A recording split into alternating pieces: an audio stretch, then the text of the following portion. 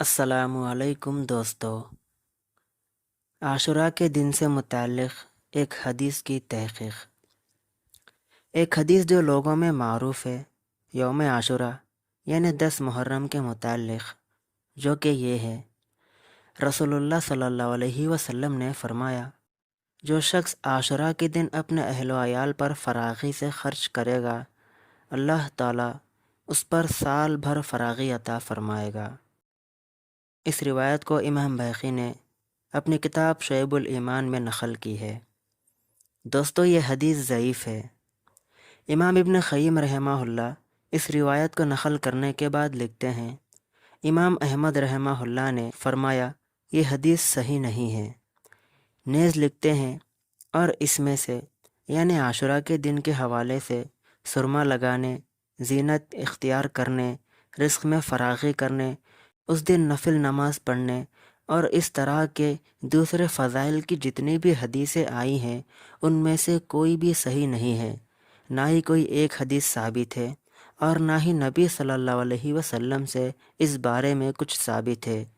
صرف عاشورہ کے روزے کی حدیثیں ثابت ہے، اس کے علاوہ جو کچھ ہے سب باطل یعنی غلط اور بے بنیاد ہے۔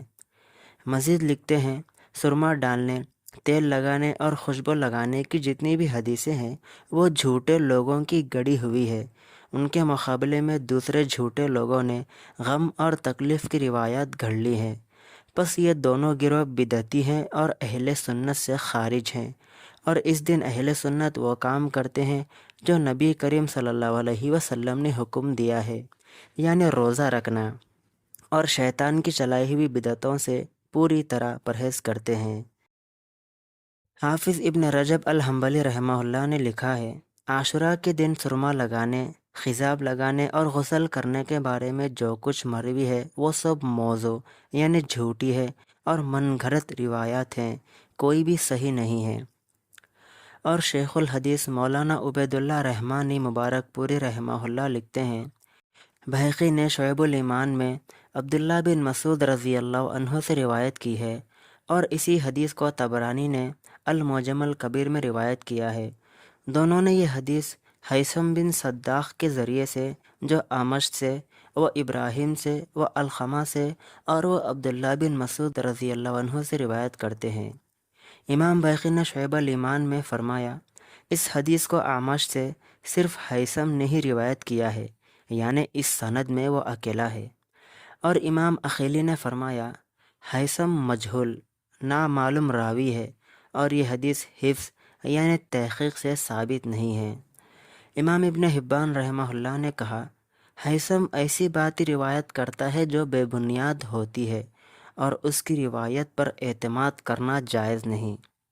امام ہیثمی نے فرمایا، ہیثم بہت ہی زیادہ ضعیف راوی ہے۔ اور حافظ ابن حجر نے اپنی کتاب امالی میں فرمایا، محدثین کا اس بات پر اتفاق ہے کہ ہیثم ضعیف ہے، اور اسی نے یہ حدیث اکیلے روایت کی ہے۔ اسی طرح ابو ہریرہ رضی اللہ عنہ سے بھی ایک روایت ہے جسے ابن عدی نے روایت کیا ہے، اور ان دونوں یعنی ابن عدی وغیرہ کی سند میں ایک راوی ہے سلیمان بن ابی عبداللہ، جو کہ تابعی ہے، اور وہ ابو ہریرہ رضی اللہ عنہ سے روایت کرتا ہے۔ اس کے متعلق امام عقیلی نے فرمایا، سلیمان بھی مجہول یعنی نامعلوم راوی ہے، اور یہ حدیث بھی حفظ یعنی تحقیق سے ثابت نہیں۔ دوستو، یہ حدیث ضعیف ہے، اس پر عمل کسی صورت جائز نہیں۔ اور اگر ہم غور کریں، یہ بات سبھی کو معلوم ہے کہ اللہ تعالیٰ نے جابر و سرکش ظالم فرعون کو دریا میں غرق کر کے موسیٰ علیہ السلام اور ان کی قوم بنی اسرائیل کو اس کے ظلم سے نجات عطا فرمائی۔ اس خوشی میں روزہ رکھنے کا حکم ہے، تو ہم روزہ رکھنے کے بجائے دسترخوان کشادہ کرتے ہیں۔ اس کی کوئی سند نہیں، اور نہ ہی کسی صحابی نے ایسا کیا ہے۔ عاشورہ کے دن کے روزے کا نہ ہی دسترخوان سے کوئی تعلق ہے، اور نہ ہی شہادت حسین رضی اللہ عنہ سے کوئی تعلق ہے۔ یہ تو خوشی کے طور پر روزے کا دن ہے۔ حدیث میں آتا ہے کہ نبی کریم صلی اللہ علیہ وسلم نے جب مدینہ ہجرت فرمائی تو آپ صلی اللہ علیہ وسلم نے یہود کو 10 محرم یعنی عاشورہ کے دن کا روزہ رکھتے پایا، تو آپ صلی اللہ علیہ وسلم نے ان سے دریافت فرمایا کہ وہ روزہ کیوں رکھتے ہیں؟ انہوں نے بتایا کہ اس دن کو اللہ تعالیٰ نے موسیٰ علیہ السلام اور بنی اسرائیل کو فرعون سے نجات عطا فرمائی تھی، اس لیے موسیٰ علیہ السلام نے اس دن کا شکر میں روزہ رکھا تھا۔ ایک روایت کے الفاظ ہے، اور ہم اس کی تعظیم میں روزہ رکھتے ہیں۔ تو آپ صلی اللہ علیہ وسلم نے فرمایا، ہم موسیٰ سے تمہاری نسبت زیادہ قریب ہے، لہٰذا آپ صلی اللہ علیہ وسلم نے اس دن کا روزہ رکھا اور مسلمانوں کو بھی روزہ رکھوایا۔ متفق علیہ۔ اللہ سے دعا ہے کہ اللہ ہمیں بدعات سے محفوظ فرمائے اور سنت رسول پر عمل کرنے کی توفیق عطا فرمائے، آمین۔ دوستو، اسی طرح کی اتھینٹک اسلامک نالج پر مبنی ویڈیوز حاصل کرنے کے لیے ہمارے channel Islam the way of peace کو ضرور سبسکرائب کریں۔ انشاءاللہ ملتے ایک نئے ویڈیو کے ساتھ۔ السلام علیکم۔